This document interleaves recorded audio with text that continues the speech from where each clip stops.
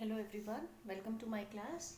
Now in the first chapter, Tracing Changes Through Thousand Years, the first chapter of class 7th NCERT history book. Today I will be covering the topic historians and their sources. In the previous video I have discussed that historians are dependent on various type of evidences and sources and clues to reconstruct the past, to reconstruct such a time period which they have not witnessed themselves. So their task is they face many challenges while writing history.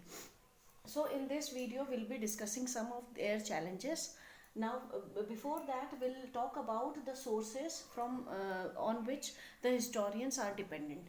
Like they get information through coins, inscriptions, artifacts, architectural remains, etc. हर एक चीज़ इन सारी चीज़ों से उन्हें कुछ ना कुछ information मिलती है जिसके बेसिस पे वो ट्राई करते हैं कि पास्ट में क्या हुआ होगा उसे रीराइट करने का, उसे लिखने का एक ट्राई करते हैं और इस तरह से वो हिस्ट्री कंस्ट्रक्ट करते हैं. राइट नाउ पहले के टाइम पे when paper was not invented, at that time people used to make manuscripts. Manuscripts are basically manually written scripts. कुछ भी हाथों द्वारा लिखा गया. जब प्रिंटिंग नहीं होती थी तो हाथ से लोग लिखते थे और जो मैन्यूस्क्रिप्ट्स हैं वो मोस्टली या तो पत्तों पे लिखी जाती थी या फिर एनिमल स्किन पे लिखी जाती थी या फिर कपड़े पे लिखी जाती थी. तो ये जनरली छोटी होती हैं साइज़ में और बहुत ही डेलिकेट होती हैं. इनको हैंडल करना आसान नहीं होता. समय के साथ ये ख़राब, पत्ते हो गया, कपड़ा हो गया, ये ख़राब भी हो जाता है. तो अब जो मैन्यूस्क्रिप्ट्स हमारे पास अवेलेबल है उनको स्टडी करना again it's a difficult task. Right.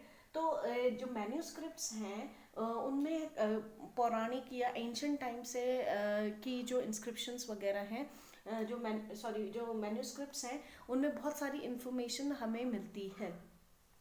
Now, manuscripts were generally written by the people who were trained in the skill of writing. जिनको लिखना आता था, जो स्पेशली इस चीज़ के लिए ट्रेंड थे कि वो किस तरह से पत्तों पे या कपड़ों पे या दूसरे एनिमल स्किन्स पे लिख सकें. उन्हें लिखने की कला आती थी. ऐसे लोगों को स्क्राइब्स कहा जाता था. इनका काम होता था पुराने जो टेक्स्ट है उनको पढ़कर उन्हें कॉपी करना, मैन्यूस्क्रिप्ट को कॉपी करना और उनकी डिफरेंट कॉपीज़ बनाना ताकि वो लंबे समय तक संभाली जा सकें. राइट. तो जनरली आज की डेट में हम लाइब्रेरीज, आर्चाइव्स की बात करते हैं जहाँ पे हम इस तरह के डॉक्यूमेंट्स देखते हैं. जैसे लाइब्रेरी आप सभी को पता होगा, you must have seen in the school also where we find books of different subjects. Right. जहाँ पे हमें किताबें मिलती हैं अलग अलग सब्जेक्ट की. लेकिन आर्चाइव वो प्लेस होता है जहाँ पे हमें मैन्यूस्क्रिप्ट्स मिलती हैं और डॉक्यूमेंट्स मिलते हैं जो पास्ट से डील करते हैं, उन्हें संभाल कर रखा जाता है. ऐसे प्लेस को आर्चाइव कहते हैं. राइट.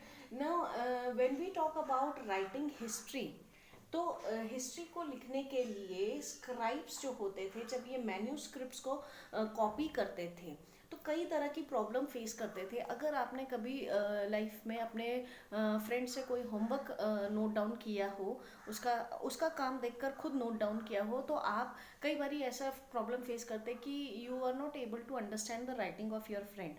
राइट. तो आपको एक तो रीड करने में दिक्कत आती है. सो दिस वाज, और दूसरा कहीं कहीं पे आपको जब शब्द समझ नहीं आते तो you do a guess work. इसी तरह का काम जो है वो स्क्राइब्स के साथ भी होता था. वो प्रॉब्लम्स फेस करते थे when they don't understand the writing written on manuscripts. So many times they do a guess work. कई बार उन्हें शब्द क्लियर नहीं हो रहा है तो वो अपनी तरफ से मिलता जुलता सा शब्द यूज़ कर लेते थे. And many time it changes the meaning of the sentence, it changes the meaning of the content which is written. तो ये भी एक प्रॉब्लम जो है वो स्क्राइब्स फेस करते थे. कई बार वो वर्ड्स को रिप्लेस कर देते थे. ठीक है. और कई बार उनको जिस लैंग्वेज में मैन्यूस्क्रिप्ट्स लिखी गई है उसे समझने में दिक्कत आती थी. तो many time they interpreted the manuscript in a different way.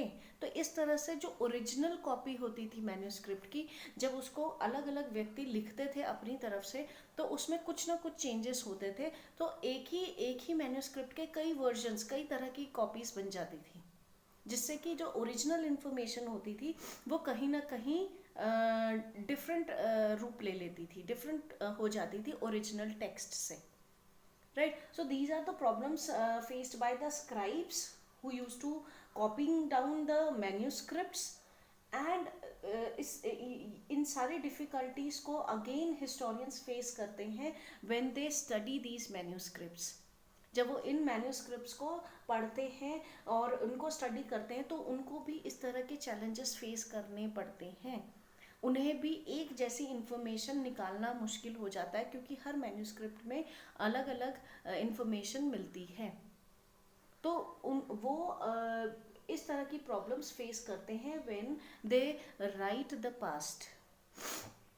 So this is all about the historians and their sources and the problems faced by them.